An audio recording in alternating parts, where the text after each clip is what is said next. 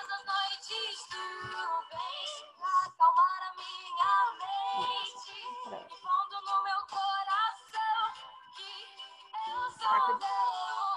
Eu sei que nunca me deixou. Eu sei que sempre esteve aqui comigo, livrando o meu coração do que não é seu. E eu sei que todas as noites tu vens pra acalmar. Oi, Débora, tudo tranquilo? Pós-feriado a gente fica cansada, né? Porque muita coisa se acumula, mas sexta tá aí, né? Já estamos vendo a sexta-feira e isso já dá um ânimo pra gente. Então, tá tudo jóia. Gosto da música inteira. Também amo essa música.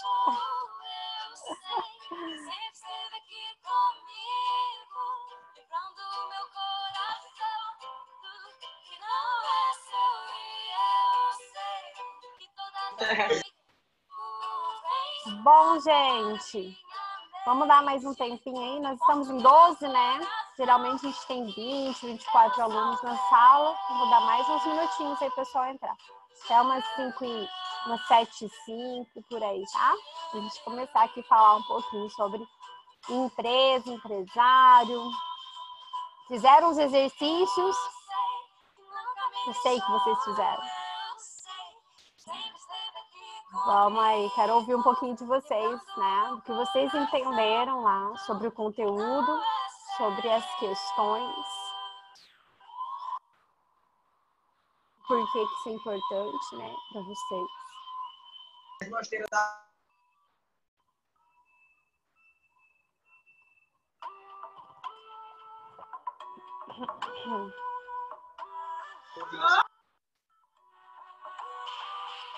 Você levou minhas dores, sua presença me aproximou. Eu estava sozinho, quando o Senhor me encontrou na multidão e escolheu. Se agora era você, com porta de amor me atraiu, toda a tristeza sumiu. Então, algo finalmente em minha vida mudou. Entendi a loucura desse amor sublime quando você me abraçou. Eu pude descansar no céu. Tudo bom, Luiz? Entrando aí com a gente.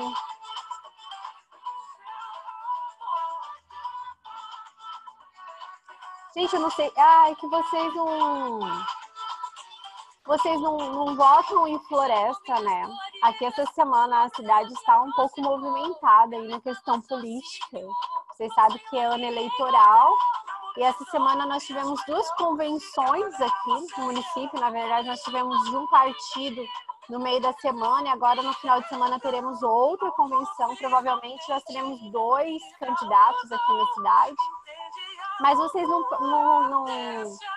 votam floresta, né? Vocês são mais ali de Ubatuba, né? Então isso não importa muito para vocês, né?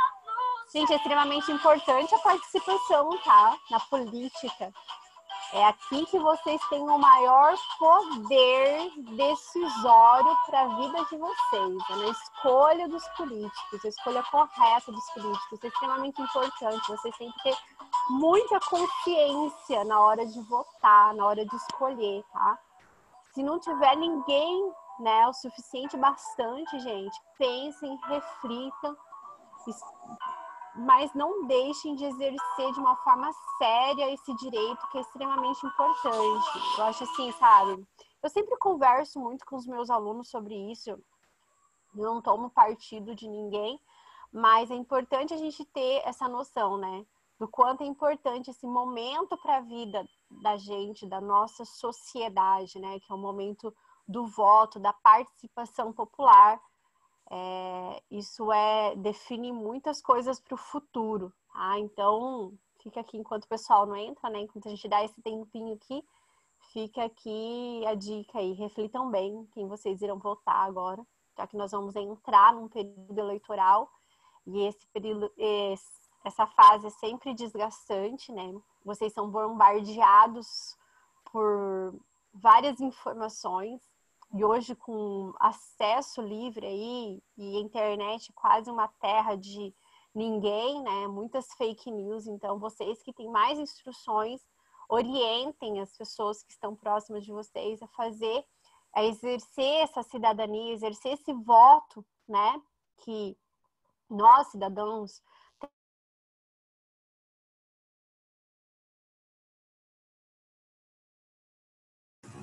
Professora, tá cortando a sua...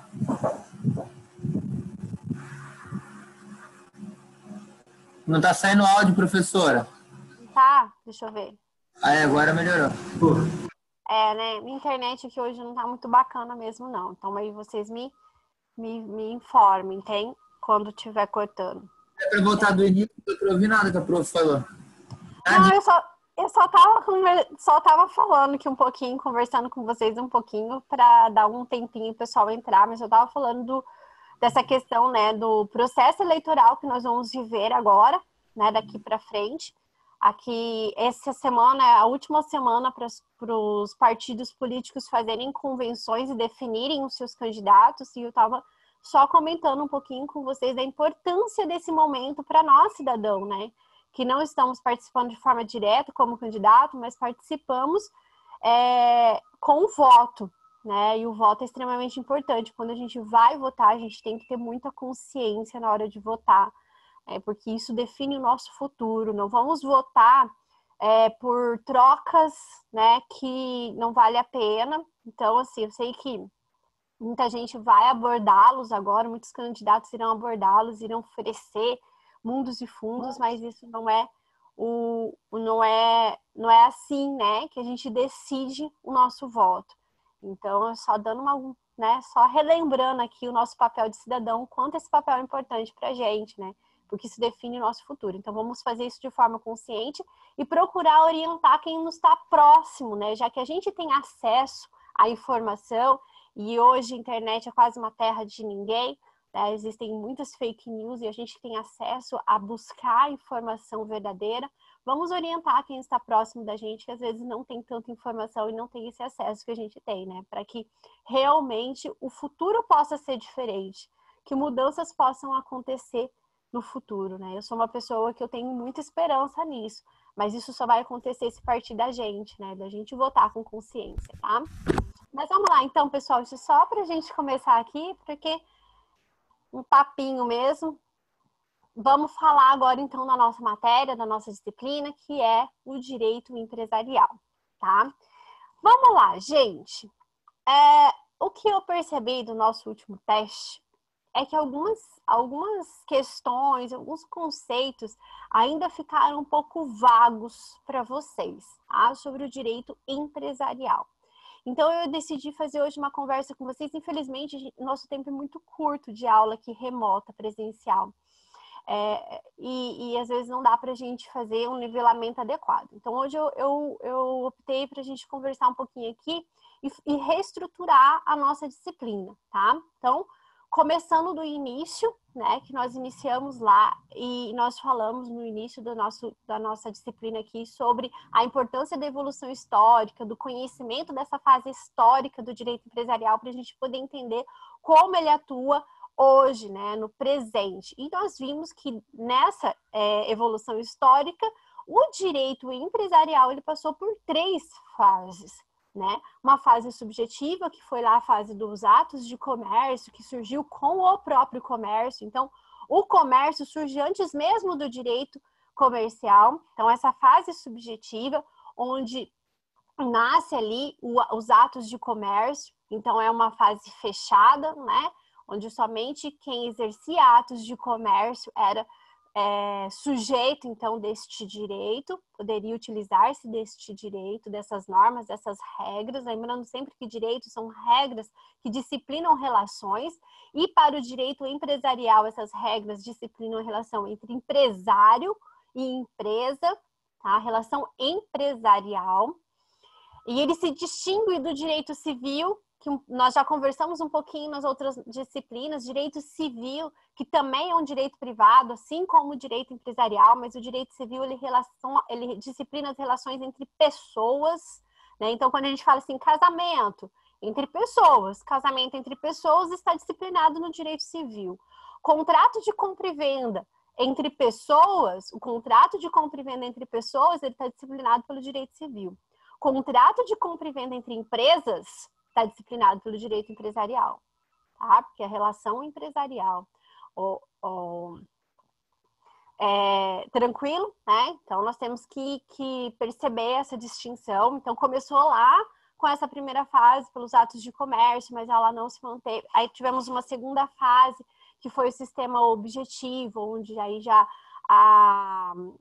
o objeto, né, que era como fundamento aqui também, trazendo para a teoria que os atos de comércio para a segunda fase, ainda se manteve os atos de comércio, mas a lei, aí nós tínhamos um regramento que era geral, amplo, não era mais fechado nessa segunda fase, e a lei, ela tratava, então, que era regulamentado pelo direito empresarial quem exercia atos de comércio. Então, o legislador, ele tinha como foco o objeto da relação, que era o ato de comércio. Só que isso se tornou frágil porque ela não conseguia abranger algumas situações, como prestação de serviço.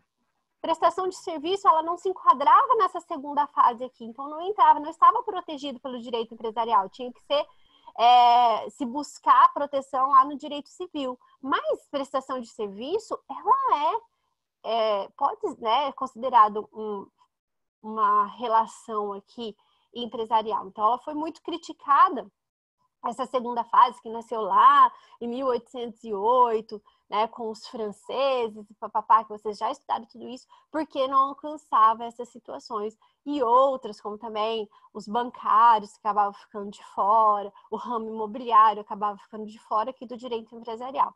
Então, para superar essa fase, surge a fase subjetiva moderna, onde traz aqui para conceituar direito empresarial, relação empresarial, não mais o objeto, que era os atos de comércio, e sim o sujeito que exerce essa atividade, que é o empresário. Por isso que nós temos como base para essa terceira fase, que é a fase subjetiva moderna, a teoria da empresa, tá? Então, que é atual, no qual nós vivemos, que o ordenamento jurídico brasileiro adotou quando houve a reforma lá no Código Civil de 2002, onde ele revogou parte do direito comercial e aí fez a junção do direito civil e comercial, mas independente dessa junção, direito empresarial ou direito comercial, como era denominado antes, né, do Código Civil de 2002, ele continua tendo autonomia porque tem princípios próprios, porque tem autonomia científica, didática. Então, por mais que ele esteja hoje, as regras, né, previstas para o direito empresarial, elas estejam hoje contidas dentro do Código Civil, ele continua sendo um ramo do direito autônomo,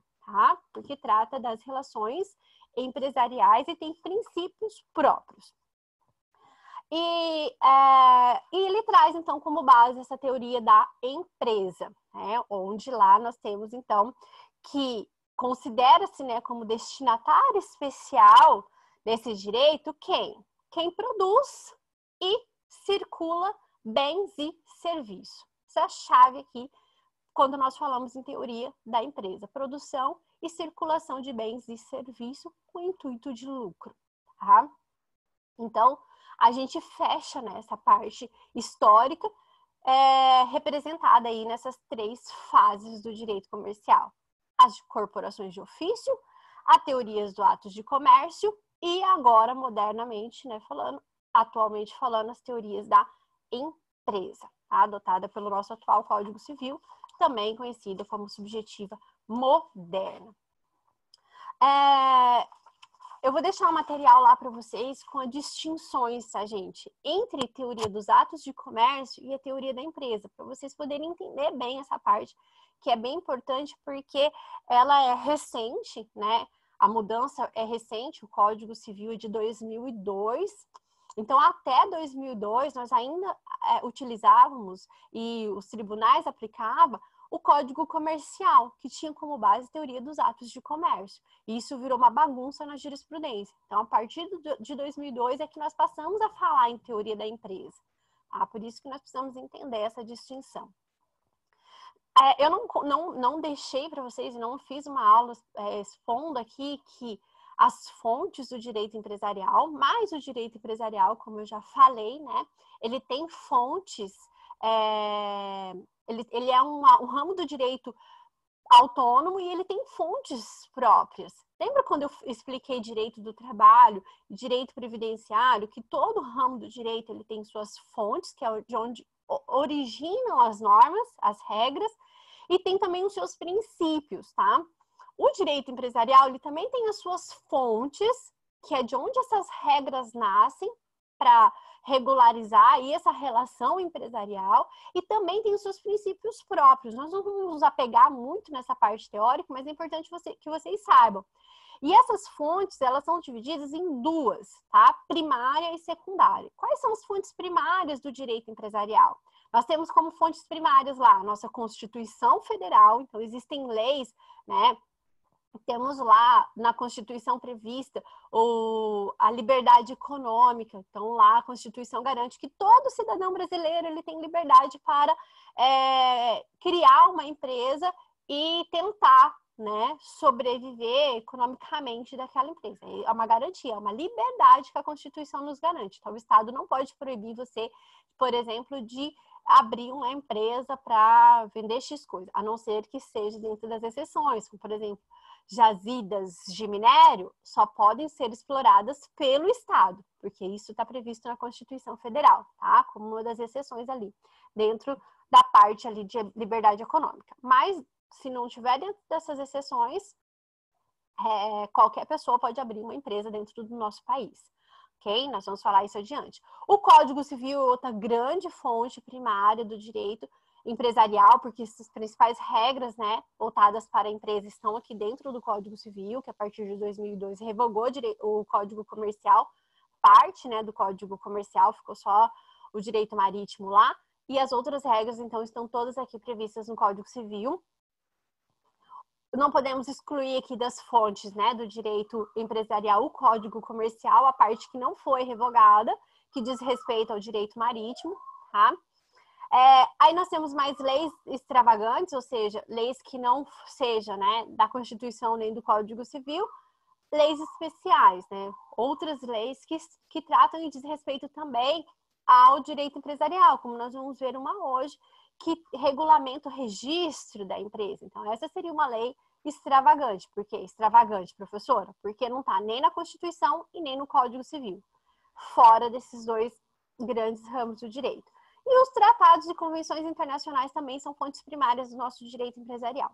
As fontes secundárias, gente, são aquelas fontes que servem como base para a criação das leis, tá? Como fonte secundária, nós temos ali, então, a jurisprudência, que nós já sabemos o que é o significado, o conjunto, né, de julgados ali que formam uma decisão única. Os princípios gerais do direito, então, princípio de dignidade da pessoa humana, princípio da função social da empresa. Então, são todos princípios que são gerais, que também são base para a criação dessas normas e dessas regras. Analogia, que é quando você não tem uma lei para o caso específico, né, que se enquadra no caso específico, mas você pode fazer uma interpretação para uma regra que já existe, mas de forma parecida, né? Então, a gente fala por analogia, tá? E os costumes, que também geram normas, tá? Então, por exemplo, se nós tivéssemos aqui um costume aqui bem prático, esse exemplo.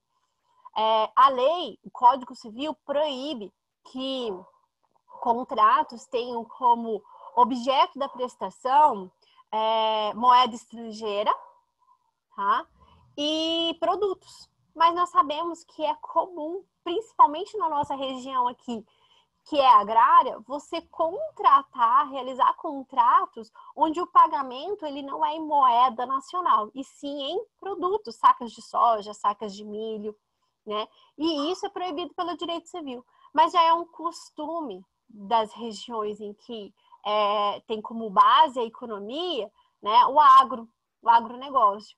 E aí, então, alguns contratos que têm como objeto pagamento, produto, já foram questionados no Poder Judiciário, e o Judiciário entendeu que, por ser costume, ok, é válido. Então, a gente vê que costume também cria regra, que também cria norma, tá? Então, é uma fonte bastante importante aqui para o direito. Aí os princípios, né, eu vou deixar esses princípios lá para vocês, quais são os princípios que são base do direito empresarial, tem da função social da empresa, que é um princípio extremamente importante, tá? O princípio da preservação da empresa. Com base nesse princípio foi criada a lei de recuperação, tá? Recuperação da empresa lá, essa lei é de 2005.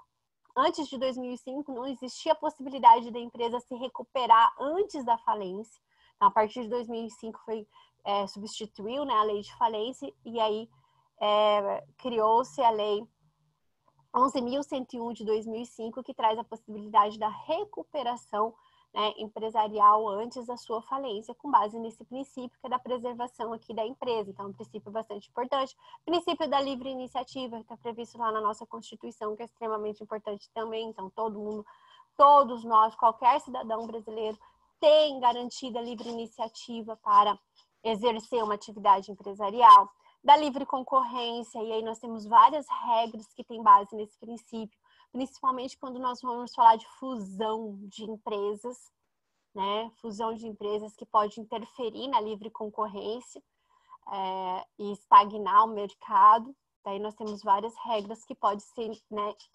normas, leis que interferem nessas fusões empresariais, bem interessante. O princípio da boa-fé objetiva, tá?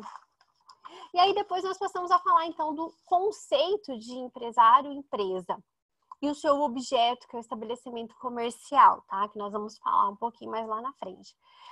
Mas para definir esse conceito de empresário-empresa, e vocês, eu sei que já estudaram, já assistiram os videozinhos, nós tivemos um doutrinador, né, chamado de... Quem lembra o nome, gente? Que criou a teoria poliédrica. Alguém lembra o nome para mim, por favor? Fugiu da minha memória hoje. Hoje foi tanta... Mas eu trouxe aqui o material, vou compartilhar minha tela aqui, porque eu separei um artigo que fala bem objetivamente sobre explicar essa teoria poliédrica, tá? A teoria poliédrica, ela explica, então, o conceito... Foi o Alberto, senhor? Aschini, é isso, Aschini, né? Isso. Alberto Aschini, isso aí, Jader. Parabéns, tá? Lendo conteúdo mesmo. Ele traz, então, essa teoria, né, da poliédrica para explicar, né, esse conceito de empresa e empresário, que era extremamente complexo quando nós falávamos lá de teoria do atos de comércio, né? Então, ele trouxe essa teoria poliédrica. O que essa teoria poliédrica traz? Ela traz 4 perfis aqui para definir empresário e empresa, né? O perfil objetivo, subjetivo, funcional e corporativo, tá? Deixa eu compartilhar minha tela aqui, que eu separei um artigo que fala sobre esses perfis. Aqui eu compartilho a tela inteira? Não sei. Aqui são os exercícios, o WhatsApp. Deixa eu achar aqui primeiro, pera. Só um pouquinho, gente, é rapidinho. Posso fechar? Essas são instruções. Aqui. Deixa eu ver se eu consigo compartilhar aqui. Aqui, que consiste a teoria poliédrica. Olha só, né? Aqui é um artigo da LFG, tá? Que é confiável, e ele traz aqui bem resumidamente, esse autor, ele fala resumidamente esses 4 perfis aqui que explicam, então, esses conceitos. Então, ele traz aqui, ó, o aspecto subjetivo. A tela tá compartilhada, né, gente? Acho que dá. O aspecto subjetivo aqui, ó. Aspecto subjetivo consiste o quê? No estudo da pessoa que exerce a empresa, ou seja, o empresário individual, que é a pessoa física, ou a sociedade empresária, que é a pessoa jurídica, ou ainda a Eireli, né, que é o empresário individual limitada, que também é pessoa jurídica, que se enquadra também na pessoa jurídica. Então, o aspecto subjetivo diz respeito, então, ao sujeito que exerce essa atividade, tá? O aspecto objetivo, não sei se eu consigo trocar esse negócio, então, muito fininho. O aspecto aqui objetivo, ele diz respeito, então, ao quê? Ao objeto. O que o direito considera objeto para o exercício da atividade empresarial. Qual é o objeto do exercício da atividade empresarial? O seu estabelecimento comercial. E aí nós encontramos dentro da teoria poliédrica o aspecto objetivo. Então, o aspecto objetivo dentro da teoria poliédrica é o estabelecimento empresarial, onde as atividades são exercidas. E o aspecto funcional é o exercício da própria atividade empresarial. Então, é a atividade própria do empresário ou da sociedade empresária em seu cotidiano negocial. Esse seria o aspecto funcional. E aí, o aspecto corporativo são os colaboradores da empresa, empregado, empresário, enfim. A gente, né, se vocês forem estudar algumas doutrinas, e vocês irão encontrar que alguns doutrinadores, eles ainda... Gente, onde que apaga mesmo isso aqui? Ah, tá aqui em cima. Alguns doutrinadores, eles dizem que o Brasil, o ordenamento jurídico brasileiro, só adotou 3 desses aspectos, né? O subjetivo, o objetivo e o funcional. Ele esqueceu um pouco aqui o corporativo. Nós não encontramos muitas leis, muitas regras que são voltadas aqui para esse aspecto corporativo. Mas quando nós falamos do aspecto funcional, objetivo e subjetivo, existem várias regras que se retornam a essa teoria, tá? Então, essa teoria poliédrica de Askine, ela serve justamente para isso, para explicar empresário e empresa, tá? Para a coisa ficar mais... para vocês entenderem melhor esse conteúdo, né? E o que é empresa, gente? Para o nosso ordenamento jurídico brasileiro. Vocês que assistiram lá as videoaulas, vocês que estudaram o material, digam para mim, quem pode me conceituar a empresa aí? Vamos, meus amores, senão eu vou colocar a roda decide aqui, hein? Isso não é uma ameaça. Vamos lá, gente. Quem quer participar? Eu sei que vocês gostam de participar sem medo de errar, que aqui não existe certo ou errado, tá? Quero ouvi-los um pouquinho. Vou até parar aqui a apresentação. Quem? Senão eu vou escolher aqui na minha tela, hein?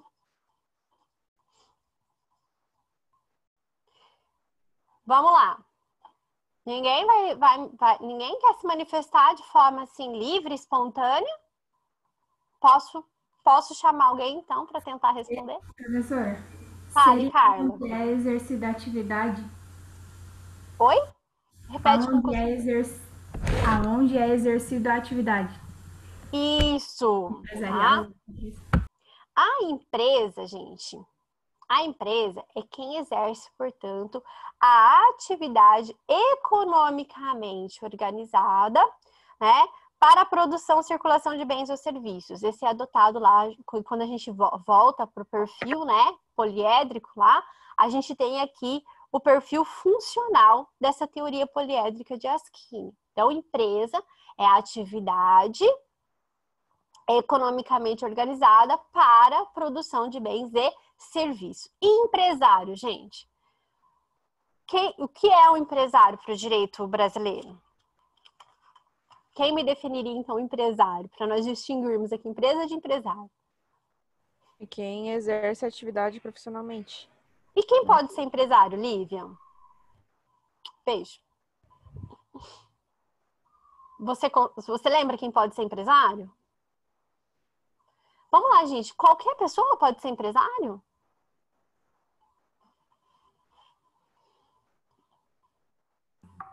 Pessoa física que pratica atividade econômica, algo assim? Tá.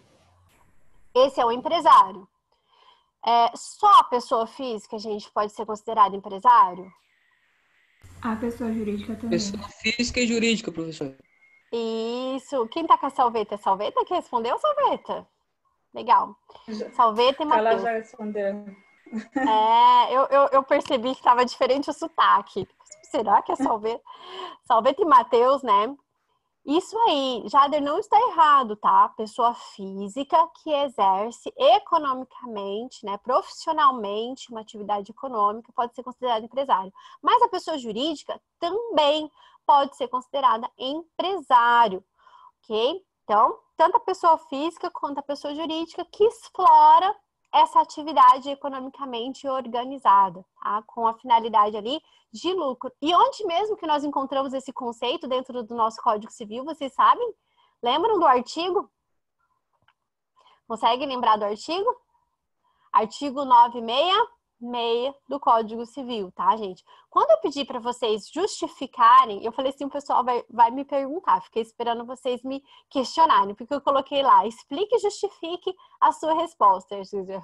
Aí eu falei assim, eles vão falar assim, a professora tá ficando doida, porque explicar e justificar é a mesma coisa. Quando eu peço para vocês justificarem, gente, uma resposta, eu quero que vocês me tragam fundamento legal, tá? Que eu acho importante que vocês tenham esse contato com a lei também, com o Código Civil. Então, quando eu pedi para vocês justificarem, eu queria justamente isso, o fundamento legal da resposta de vocês. E a maioria, acho que do fundamento legal está nessa parte do Código Civil ali, do direito empresarial ali, artigo 966 até o 947, tá? Então, fundamento legal aqui para o conceito de direito de empresário está no 966 do Código Civil. Tá? Então, nós temos lá, então, algumas espécies. Então, nós podemos definir já desses dois conceitos aqui, de empresa e empresário, algumas espécies que o direito brasileiro traz aí de empresário. Então, nós temos como espécies de empresário para o direito brasileiro. Pessoa física, que vai ser sempre um empresário individual. Então, quando vocês falam assim, o fulano, ele tem uma empresa individual, ele é empresário individual, ele atua na sua pessoa física. O EIRELI, que é o empresário individual de responsabilidade limitada, e aqui ele é pessoa jurídica, tá? Para o direito brasileiro, cria uma personalidade jurídica aqui. E a empresa, né? A sociedade empresária, que também é pessoa jurídica. Então, essas são as três espécies, gente, que nós temos dentro do nosso ordenamento jurídico brasileiro de empresário. Então, para ser empresário, para o direito brasileiro, tem que ser ou empresário individual, pessoa física, ou EIRELI, pessoa jurídica, ou sociedade empresária, que também é pessoa jurídica. Alguém sabe me dizer a diferença, gente, de empresário individual para EIRELI? Nós ainda não vamos entrar nos tipos societários mais adiante, mas alguém lembra? Já falei aqui para vocês, né?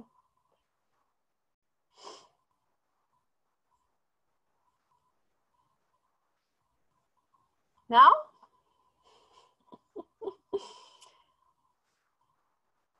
Uma diferença ali, né, bem pequena ali entre o empresário individual e o EIRELI. É a responsabilidade, tá? Patrimonial, responsabilidade patrimonial. O empresário individual, ele tem a sua responsabilidade patrimonial ilimitada, ou seja, responde por todas as obrigações da sua empresa, tanto o patrimônio da empresa quanto o seu patrimônio pessoal. E o EIRELI, ele tem responsabilidade limitada. Só que para você constituir uma EIRELI, você precisa integralizar, no momento em que for fazer o registro da sua empresa, um capital de 100 vezes o salário mínimo vigente, que hoje vai dar em torno aí de 100 mil reais. Então, não é tão acessível assim você constituir uma EIRELI. Mas aí nós temos a sociedade empresária, que são as pessoas jurídicas, e nós vamos falar de algumas espécies dessa sociedade empresária, SA, comandita por ações, comandita simples, nós vamos falar isso mais lá na frente. E agora, o ano passado, com a Lei da Liberdade Econômica, criou-se uma espécie nova de sociedade, que é a sociedade unipessoal. Isso foi uma mudança muito grande para o direito empresarial. Muita gente ficou assim, ufa, né? Porque até o ano passado, quando foi editada a Lei de Liberdade Econômica, toda sociedade ela tinha que ser constituída por duas ou mais pessoas para você criar uma sociedade. Então, se você fosse criar uma sociedade simples, que são aquelas são tipo de empresas voltadas para quem explora a atividade civil, né? Que que vocês também já sabem, que são excluídos, né, da atividade empresarial, a não ser que a sua atividade seja parte da empresa, você tem que criar com a tipo empresarial adequado para isso é a sociedade simples. Então, se eu e mais 3 colegas nós quisermos criar um consultório odontológico, nós 3 somos formadas em odonto, ou não, né? A gente quiser criar um consultório odontológico, a gente vai criar, então, por meio da sociedade simples. Aí a pessoa jurídica. Só que deveria até o ano passado ser criada, tinha que ter no mínimo 2 pessoas. Então, muita gente criava empresas limitadas, né? Fulano de tal limitado, ou o nome da empresa limitada, e para poder configurar, né, essa pessoa jurídica, trazia ali para a constituição da empresa um irmão, uma esposa, o filho, para poder cumprir esse requisito legal. Mas a gente sabia que isso era uma forma de burlar a lei, né? Porque, na verdade, era uma única pessoa mesmo que exercia atividade empresarial. Mas, professor, e qual a diferença, então, né, de eu criar uma limitada e não criar uma EIRELI para eu poder trabalhar, né, como empresário individual? Era justamente essa questão da integralização do capital social. Para você criar uma limitada, não há uma exigência mínima de capital social. Então, muitas pessoas acabavam criando a limitada justamente, né, em função dessa exigência. E aí, então, o ano passado, quando foi editada a lei de liberdade econômica, criou-se uma espécie nova de empresa, que é a sociedade unipessoal. Ou seja, uma sociedade de uma única pessoa. Interessante, né, gente? Mas isso foi né? Nós vamos falar um pouco mais sobre a sociedade unipessoal, mas foi um grande avanço para o direito empresarial, porque aí as pessoas não precisavam mais ficar burlando a lei e colocando como sócio da empresa pessoas fictícias, porque agora existe essa possibilidade aí da sociedade unipessoal. E muitos doutrinadores entendem que essa sociedade unipessoal vai levar à extinção a EIRELI, que ela vai se tornar uma letra morta para a lei, tá? Mas nós vamos falar isso mais lá na frente. É só porque nós estamos falando aqui um pouco sobre essas espécies, né, de empresário para o direito, tá? Então, nós temos aí que distinguir, né? São figuras, são institutos distintos para o direito empresarial. Empresa, empresário e estabelecimento comercial. Que dentro daquela teoria poliédrica, nós temos o perfil subjetivo, que é o empresário, o funcional, que é a empresa, e o objetivo, que é o estabelecimento comercial. Então, empresa é a atividade economicamente organizada. Empresário é o sujeito que explora a empresa, né, a atividade que pode ser individual, sociedade empresária ou EIRELI. E o estabelecimento comercial é o complexo de bens que essa empresa compõe, ok? Beleza, gente. E quando a gente fala de empresário, a gente tem que falar de capacidade, né? Quem pode ser empresário? Quem tem capacidade para ser empresário, gente? Quem lembra? Quem lembra? Menor pode ser empresário? Incapaz pode ser empresário? Quem pode me Precisa ter responder? gozo de capacidade. Repete, Lívia, só desculpa que eu não consigo entender. Precisa ter pleno gozo de capacidade. Isso, capacidade plena. E quando a gente adquire capacidade plena para o direito? Com quantos anos? Artigo 5º do Código Civil, tá, gente? Com quantos anos a gente adquire capacidade plena para o direito? Quem lembra? Com 15? 16.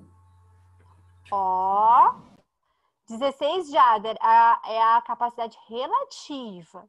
A plena... Fala, Carla. 18. Isso, a capacidade plena é aos 18 anos. E aí vem a minha próxima pergunta. Existe alguma exceção aqui para o direito empresarial que, para ser empresário, ele pode ser, por exemplo, incapaz? Existe alguma exceção ou vocês acham que não?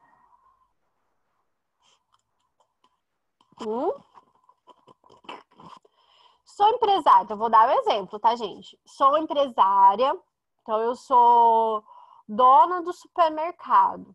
tá? Eu, professora Ana Paula, tenho lá um supermercado, então tem uma sociedade limitada, é uma empresa limitada. Criei uma empresa limitada para poder então exercer essa minha atividade, que é, né, circulação de bens.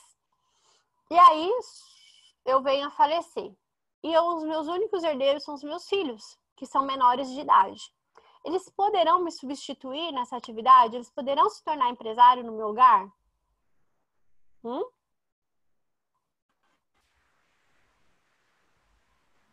Cadê a Débora? Hoje eu não ouvi a Débora.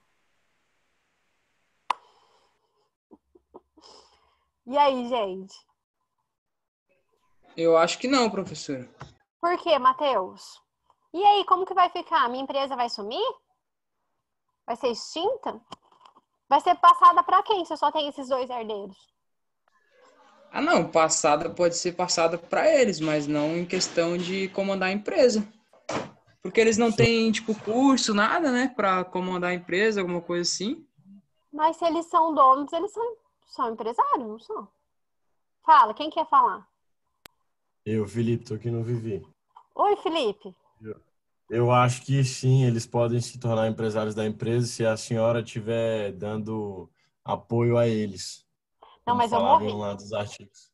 Ah, você morreu? Ah, não, então fechou, já era, irmão. Você Morreu, morreu falência total. possivelmente algum parente que seja maior de idade, seja capacitado, vai agir na empresa como se fosse seu lugar, até o momento que as crianças tenham capacidade suficiente para poderem administrar o lugar. Bom, Jordan, quase isso aí, Jordan. É por aí. Olha só. Só que quem Então, grava... prof, eu falei a mesma coisa. Matheus, desculpa. É por aí também, então, tá? Só que olha só. Não, você falou que eles não poderiam.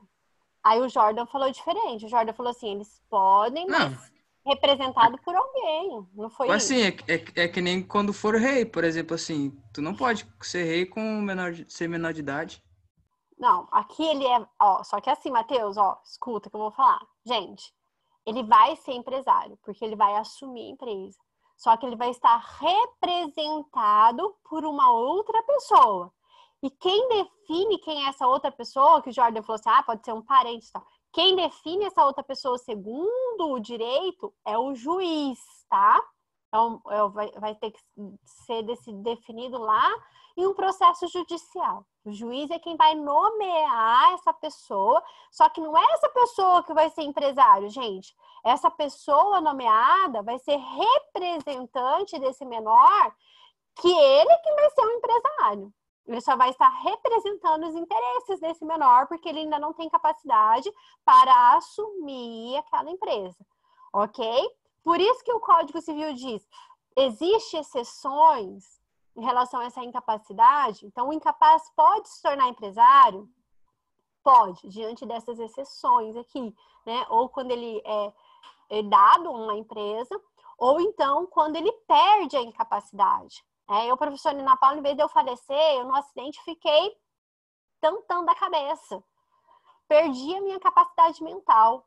Não tenho mais capacidade para decidir. Eu vou deixar de ser empresária? Segundo lei, não. Eu me tornei incapaz. Só que aí o juiz vai ter que nomear um representante para decidir por mim. Mas eu continuo empresário, mesmo incapaz. Ok? Qual que é a previsão legal? E eu quero que vocês anotem esses artigos aí, que eu quero que vocês leiam esses artigos do Código Civil, tá? Previsão legal é o 974 do Código Civil. 974 do Código Civil é que traz essas regras, tá?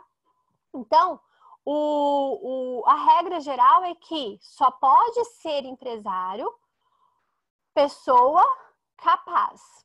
E a gente adquire capacidade aos 18 anos. Então, se você for criar uma empresa e for lá na junta comercial para registrar a sua empresa, se você for incapaz, se você for menor, tchau. Eles não vão fazer isso. Então, ninguém pode iniciar uma atividade empresarial sendo incapaz. Ok? Agora, se você perder... Oi, fala, Matheus. Você diz capacidade em questão de idade? capacidade, gente, eu acho que eu já falei com vocês sobre capacidade para o direito. Capacidade, a gente tem capacidade para o direito quando a gente adquire personalidade. Quando a gente adquire personalidade, não. Quando a gente é capaz de agir sem nenhum representante. A gente adquire capacidade plena quando a gente pode agir dentro da sociedade sem que ninguém nos represente. E isso, o direito diz que a gente só adquire a partir dos 18 anos. Então, enquanto você não tem 18 anos, você tem que ter sempre um representante para poder, então, os seus atos ter validade para o direito civil. Então, se um jovem de 16 anos for numa loja comprar um PlayStation em 10 vezes no crediário, nas Casas Bahia, ele não tem capacidade para isso, para o direito civil. Se ele não pagar, o que isso quer dizer? Quer dizer que aquele ato que ele praticou não vale nada. Ou seja, aquele carnê que ele assinou não tem validade nenhuma. Porque para o direito, o menor de 16, ou, né, o sujeito de 16 anos, ele não tem capacidade para contrair obrigações. Então, aquilo, se ele não pagar, a Casas Bahia vai executar? Não vai. Vai conseguir executar o pai e a mãe? Não vai, porque o pai e a mãe tinham que estar junto, representando ele, para que aquele ato fosse válido. Eles podem retificar o ato com a autorização dos seus representantes. Mas sem os seus representantes, o ato não tem validade. Então, isso, né, para explicar para vocês que ele não tem capacidade enquanto ele não completar os 18 anos. Agora, se ele tem 18 anos completos, se ele for na Casa Bahia comprar um PlayStation 10 vezes e não pagar, ele vai ser executado, vai para o Serasa, papapá. Beleza? Isso é capacidade para o direito. E para o direito, adquire essa capacidade aos 18 anos, que é a capacidade plena. Que daí nós temos a incapacidade relativa e incapacidade absoluta. Relativa, gente, entre 16 e 18 anos, que é quando o sujeito pode ser emancipado. E existem as hipóteses de emancipação legal e existe a hipótese de emancipação judicial, tá? Eu vou fazer uma aulinha, eu vou achar alguma aula sobre isso para vocês, tá? Quem pode ser emancipado? Vocês sabem que é emancipação, né, gente? É aquela pessoa que ainda não completou 18 anos e que pretende exercer esses atos da vida, né, e assumir essas obrigações. Então, ele pode ser emancipado. Ele vai antecipar, tá, essa capacidade. Você só pode ser emancipado a partir dos 16 anos, tá? Entre 16 e 18 anos, que é quando você adquire a incapacidade relativa. Pode ser emancipado, por exemplo, o Código Civil diz, pelo casamento. Pode ser, que é uma hipótese de emancipação legal. Pode ser emancipado, por exemplo, quando você... E aí nós vamos falar que é importante para o direito empresarial.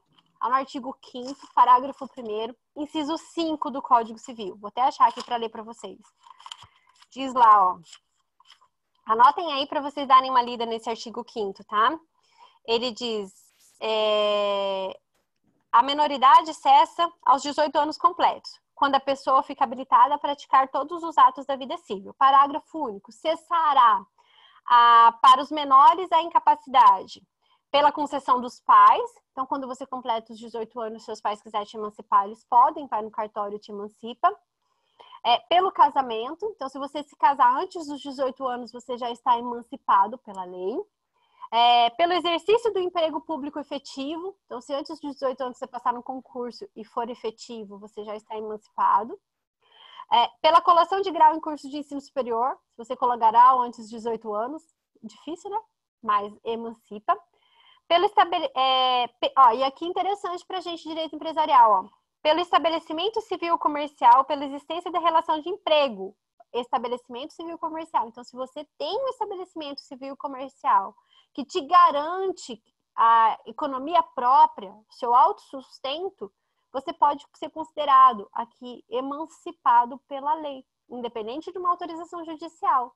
Então, se eu ainda tenho 16 anos, os meus pais falecem, se eu sou a única herdeira e assumo a empresa da família, é uma hipótese de emancipação legal, professora, prevista no Código Civil? Então, você pode ser empresária mesmo sendo incapaz? Sim, posso. porque está previsto no Código Civil. Além disso, nós temos o 974, 974, né?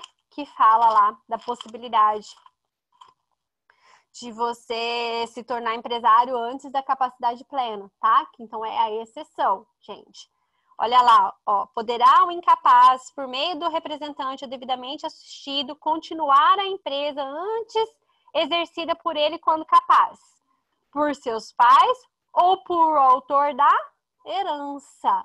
Olha que interessante, muito importante esse artigo aqui pra gente, tá? Então, a regra que empresário, só quem completa 18 anos. Mas nós temos essa exceção bastante importante prevista no 974. Alguma dúvida, gente, até aqui? Tivemos que fazer voltar um pouco no conteúdo aqui de direito civil. Então, eu fico com medo, às vezes, de ficar um pouco confuso para vocês, porque eu não estou vendo a cara de vocês, né? Se vocês estão com cara de OE ou não. O importante, então, a gente, só para resumir aqui que nós falamos até aqui, né? Empresário individual é a pessoa natural, ou seja, a pessoa física, tá? Que tem que ter capacidade plena. Quando você é empresário individual, pessoa física, você tem responsabilidade ilimitada. Isso está previsto lá no 789 do CPC, que é Código de Processo Civil. Precisa do registro na junta, gente, para você ser empresário individual? É requisito obrigatório? Você pode, né, não é obrigatório para a lei para que você possa ser considerado empresário, mas aí você vai estar exercendo uma atividade empresarial irregular, tá? Quando você não tem o registro. Mas você não deixa de ser empresário, tá? Só que você não tem alguns benefícios trazidos pela lei, como, por exemplo, a recuperação empresarial. Não é possível para quem é irregular, só para quem é regular pelo período mínimo de 2 anos, tá? E a idade mínima que acabamos de falar, né? Que é os 18 completos, salvo as exceções do 97. Oi. Ser empresário irregular seria só para empresário individual, né? Só. Porque para você ser pessoa jurídica, você tem que ter registro. Aí você tem que estar, né? Vamos pensar aqui numa situação. Existem alguns institutos, tá? E o Código Civil, ele traz um instituto que nós chamamos de sociedade de fato. O que é sociedade de fato? É quando 2 pessoas se reúnem para exercer uma atividade, né, organizada, economicamente organizada, mas ainda não tem o registro, não é regulamentada. Aí nós temos a sociedade de fato. Só que, de qualquer forma, quando for executado, quando ela for acionada judicialmente, ela é acionada nas pessoas físicas de quem os representa. Então, ela não poderia ser considerada empresa, né, sociedade empresária. Ela é sociedade de fato, tá? Que assume também obrigações. E aí ficou faltando a gente falar aqui na nossa aula aqui dos impedidos, né? Que tá lá no material de vocês também, mas a nossa aula tá acabando. Eu queria ainda falar sobre a resolução dos exercícios aqui, fazer um feedback com vocês. Talvez acho que dá tempo de a gente fazer. Pelo menos o feedback aqui dos exercícios para vocês postarem, tá? Vou compartilhar a tela aqui de novo, para a gente poder falar um pouquinho sobre as questões. Gente, alguma dúvida até aqui do que nós falamos aqui? Eu acho que eu falo demais. Aqui a minha tela está compartilhada, né? Então vamos lá, gente, só para dar um feedback aqui para vocês do exercício que eu deixei para vocês lá. Assinar a alternativa que contém a afirmativa correta sobre o regime jurídico de empresário e estabelecimento comercial. Vamos excluir aqui a parte de estabelecimento comercial, que é só a alternativa D, eu não vou falar hoje, eu vou deixar para falar com vocês sobre essa alternativa mais adiante, tá? Vamos falar aqui, então, das outras 3 alternativas. Qual alternativa vocês marcaram, gente, como correta? A C. A C? Tá em vermelho aqui, né? Mas vamos lá, ó. Vamos falar sobre cada uma delas, ó. A alternativa A, ela fala assim: aquele que exerce profissionalmente com intuito de lucro atividade de natureza científica não é considerado empresário. Perfeito. Não é, porque tá nos excluídos, né? Atividade empresarial, que são os de natureza científica. Desde que a atividade por ele realizada não constitua elemento da empresa. Esse não aqui, só esse não é que torna essa alternativa incorreta. Se não existisse esse não aqui, a alternativa estaria correta, tá? Então, aquele que exerce, né, uma atividade científica e ela for elemento da empresa, ele poderá ser considerado empresário, tá? Então, o não aqui torna essa alternativa incorreta. A B, a continuação da atividade empresarial por empresário ou sócio não depende da autorização judicial. O fundamento legal aqui dessa alternativa, gente, está lá no 974, se vocês quiserem anotar aí, no seu parágrafo primeiro, porque ele diz lá, ó, nos casos desse artigo, precederá a autorização judicial após os exames das circunstâncias e riscos da empresa, tal. Então, precede da autorização judicial. Então, é necessário, depende aqui da autorização judicial para esse incapaz de exercer essa atividade empresarial. Até porque há a questão do patrimônio, né? Ok? Então, essa está incorreta também por causa desse não aqui. E essa seria a justificativa aqui dessa alternativa, 974, parágrafo 1º. A alternativa C, que é a correta, né? Os bens que o incapaz já possuía ao tempo da sucessão da interdição, desde que estranho ao acervo da empresa, não serão atingidos pelas dívidas contraídas em favor desta última, que é da empresa. Isso também está no parágrafo segundo aqui do 974, e é um artigo aqui, uma regra, né, jurídica muito importante, porque ele separa o patrimônio do incapaz, que está assumindo essa empresa, do patrimônio da empresa. Então, vamos supor que o sujeito que está, né, deixando, que faleceu, era um empresário individual. Primeiro, o juiz vai analisar o patrimônio desse incapaz, vai separar o patrimônio desse incapaz, vai proteger o patrimônio desse incapaz, e aí, então, todas as obrigações contraídas por essa empresa, ela não irá atingir o patrimônio desse incapaz, somente o patrimônio da empresa. Lembrando que antes a responsabilidade era ilimitada, né? Os credores podiam buscar qualquer um desses patrimônios, tá? Então, isso é uma regra bastante importante, porque protege o patrimônio desse incapaz, tá? Que está herdando essa empresa. A D, que nós vamos falar mais pra frente, que fala de estabelecimento comercial, né? Fala do trespasse, que é bem legal, bem interessante. E a 2 aqui, né, que faz o seguinte questionamento, né? Acerca dos impedidos, direitos e deveres dos empregados, julgue o item, né, se está correto ou não. Condenados por crime falimentar, podem, ou contra a economia popular, não podem figurar como sócios em empresa limitada, ainda que sem função de gerência ou administração. Essa está errada, gente. A fundamentação legal dessa questão está lá no artigo 1011, parágrafo 1º do Código Civil, porque ele diz que realmente é um dos impedidos, só que ele é impedido de ser empresário, mas não é impedido de ser sócio da empresa. Tá? Só que mesmo quando o sócio da empresa, se ele for condenado por crime falimentar ou por crime contra a economia popular, ele não pode ser administrador, ok? Então, essa está errada. Essa é a fundamentação legal. E a B aqui, né, que nós acabamos de falar, né? O incapaz não pode ser autorizado a iniciar o exercício de uma atividade empresarial individual. Não pode mesmo, tá? É proibido.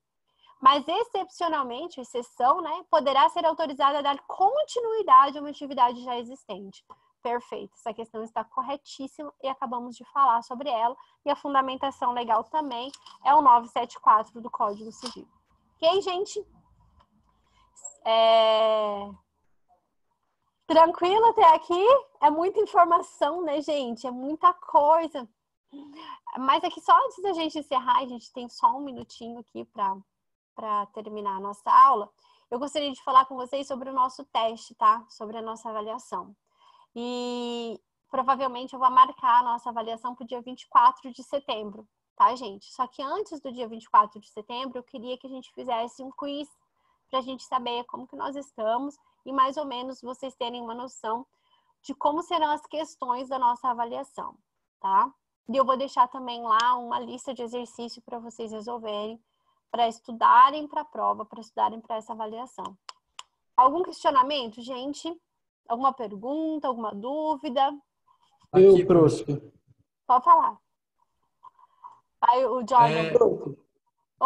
Quem primeiro? Vai Jordan, depois o Felipe. Ou o Lucas. Fala. Prof, Se, tipo, Cortou. o menor na empresa acaba tomando decisões e não relatando essa decisão, e a empresa vai à falência, o que acontece? Tá. O menor, ele assumiu uma Sim. empresa, é isso, Jordan? Sim, ele está sendo representado por alguém, só que essa pessoa tem que relatar as ações, né? Que ela toma na empresa. Sim, ela Só tem que que essa prestar pessoa não conta. relata. Ela não relata, ela, tipo, para ela começa a agir como se ela fosse um empresário e Má fé. acaba levando a empresa à falência. Tá. O Se você... que gera?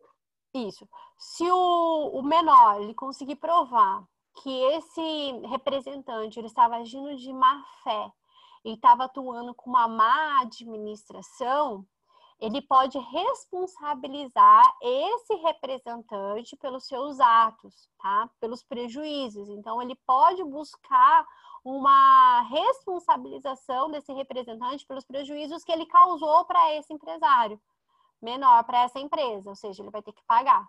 Ele vai ter que pagar os prejuízos, ele vai ter que pagar uma indenização, ele vai ter que responder. E aí ele vai buscar o patrimônio dessa pessoa para poder responder por essa ação. Tá? Respondi, Jordan? Agora, Sim, trouxe, obrigado. Lucas ou Felipe, não sei quem que... Oi, professor, é o Lucas. Oi, Lucas. A gente só queria saber melhor a justificativa da B, que deu certo, né? Daí, além de ter o acompanhamento, né? Se tem mais alguma outra coisa que precisa pontuar, né? Porque, tipo, eu marquei certo, a gente só não colocou a justificativa. Nessa B aqui do incapaz? Sim, nessa aí. Tá, então assim, a justificativa é lá o artigo 974, ó, que diz, né, que autoriza o incapaz a exercer essa atividade empresarial de forma excepcional, mas desde que essa incapacidade ela tenha surgido durante, tá? Ou ele se tornou incapaz quando a atividade já existia, ou ele assumiu essa empresa, né, por meio de uma herança, que diz o 974. Então, o incapaz não pode ser autorizado a iniciar o exercício de uma capacidade empresarial individual? Não pode. Por quê? Porque o código diz no 972, né? Ó, podem exercer atividades de empresários que estiverem em pleno gozo da capacidade civil, né? E não forem legalmente impedidos. Então, só os plenamente capazes, tá? Então, dessa primeira parte aqui é o 972. E da segunda parte aqui, o 974, que é a exceção. Deu para entender, Lucas? Deu para entender, professora. Obrigado. Legal, gente, eu tenho que encerrar, que a Sara já tá falando aqui, eu já entrei na outra aula já do outro professor, tá? Amores, beijos. Fiquem com Deus. Qualquer dúvida que for surgindo quando vocês estiverem estudando, anotem, depois me questionem no WhatsApp que eu vou respondendo. Tem um pessoal que pediu material, gente, espera um pouquinho que eu tô meio atripulada aqui essa semana, mas logo eu respondo vocês e eu mando material para vocês, tá bom? Beijo, gente. Tchau. Bom fim de semana, excelente fim de semana para vocês. Tchau.